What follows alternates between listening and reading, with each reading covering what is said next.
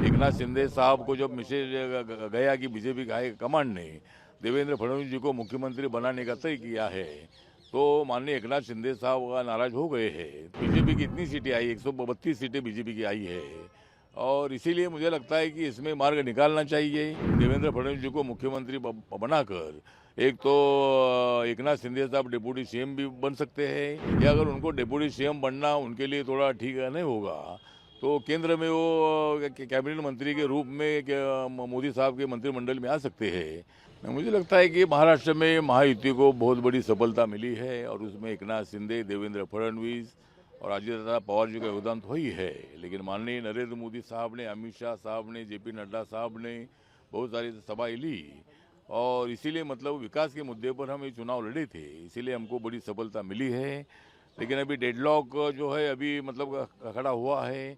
एकनाथ शिंदे साहब को जब मैसेज गया कि बीजेपी का हाई कमांड ने देवेंद्र फडणवीस जी को मुख्यमंत्री बनाने का तय किया है, तो माननीय एकनाथ शिंदे साहब नाराज हो गए हैं, तो उनका नाराज होना हम समझ सकते हैं। लेकिन बीजेपी की इतनी सीटें आई, 132 सीटें बीजेपी की आई है, और इसीलिए मुझे लगता है कि इसमें मार्ग निकालना चाहिए, और देवेंद्र फडणवीस जी को मुख्यमंत्री बनाकर एक तो एकनाथ शिंदे साहब डिप्टी सीएम भी बन सकते हैं, या अगर उनको डिप्टी सीएम बनना उनके लिए थोड़ा ठीक नहीं होगा, तो केंद्र में वो कैबिनेट मंत्री के रूप में मोदी साहब के मंत्रिमंडल में आ सकते हैं।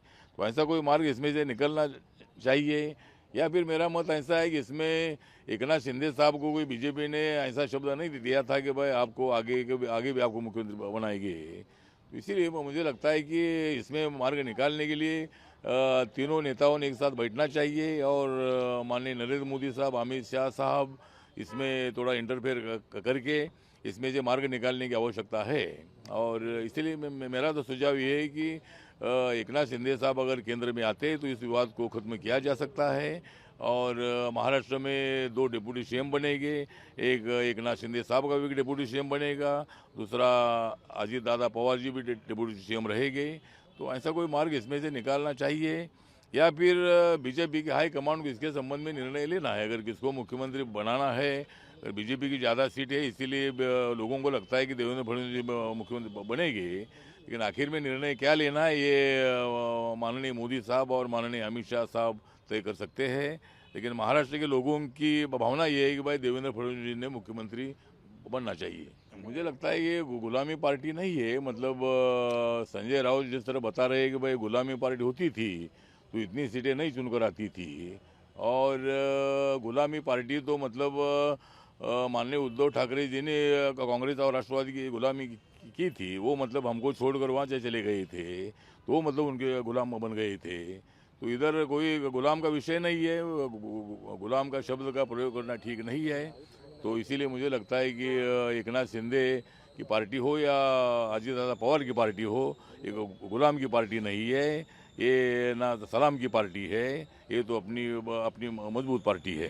अजीत पवार की एनसीपी तो मुख्यमंत्री पद की दौड़ से बाहर शिंदे और फडणवीस के बीच में नजर आ रहा है। अब क्योंकि एकनाथ शिंदे नाराज भी चल रहे, इस्तीफा दे दिया है। अब कैसे समीकरण को समझा जाए, कैसे हल किया जाए, क्योंकि ये भी कहा जा रहा है कि शायद अमित शाह ने पहले कुछ प्रॉमिसेस भी किए हैं एकनाथ शिंदे को। क्या ऐसी कोई बातचीत सामने आ नहीं, रही है? मुझे लगता है कि एनसीपी के अजित दादा पवार जी ने तो खुलकर देवेंद्र फडणवीस जी के नाम को सपोर्ट किया है, और अजित दादा पवार जी ने बोला है कि मैं सीएम पद के रेस में नहीं हूँ, क्योंकि उनको मालूम है कि बीजेपी की इतनी सीटें 132 सीट चुनकर आई है, और इसीलिए मुझे लगता है कि इसमें अभी एकनाथ शिंदे साहब को ही समझना है कि इसमें निर्णय क्या लेना है।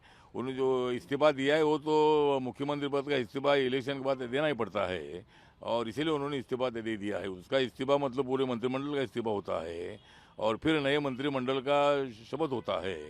तो इसीलिए मतलब उन्होंने इस्तीफा दे दिया है, और 1-2 दिन में जो भी मतलब डेडलॉक है उसमें क्लियरेंस हो जाएगा, क्लियर हो जाएगा, और 2 तारीख तक शपथ ग्रहण का प्रोग्राम हो सकता है। आखिरी सवाल है, क्या आपने अजित पवार या एकनाथ शिंदे?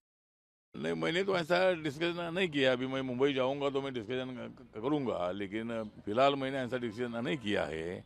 मेरे मन की ये बात है कि अगर एकनाथ शिंदे साहब को डिप्टी सीएम बनना उनके लिए ठीक नहीं होगा, तो वो केंद्र में आकर मंत्री बन सकते हैं। या फिर वहाँ रहना है तो वहाँ डिप्टी सीएम पद पर रहने में कोई दिक्कत नहीं है। जिस तरह देवेंद्र फडणवीस भी मुख्यमंत्री 5 साल रहे थे और वो एकनाथ शिंदे जी के नेतृत्व में डिप्टी सीएम बने थे, तो इसमें से महाराष्ट्र के विकास के लिए मतलब निर्णय लेने की आवश्यकता है। तो इसमें कोई ना कोई तो फैसला माननीय एकनाथ शिंदे साहब ने जल्दी जल्दी लेना चाहिए, ऐसा मुझे लगता है। नमस्कार, मैं हूं मानक गुप्ता। अगर आपको हमारा ये वीडियो पसंद आया हो तो इसे लाइक और शेयर जरूर करें और हाँ, हमें सब्सक्राइब और फॉलो करना ना भूलें ताकि आप देश और दुनिया की कोई खबर मिस ना करें। तो जुड़े रहिए हमारे साथ और देखते रहिए न्यूज़ 24।